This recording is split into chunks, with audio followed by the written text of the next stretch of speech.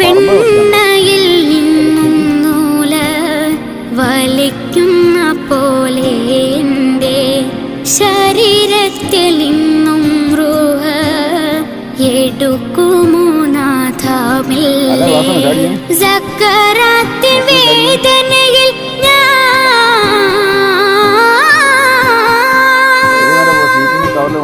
സക്കറാത്തിൻ വേദനയിൽ ഞാൻ പിടയുന്ന നേരം എന്നിൽ സഹായത്തിനാരുമില്ല.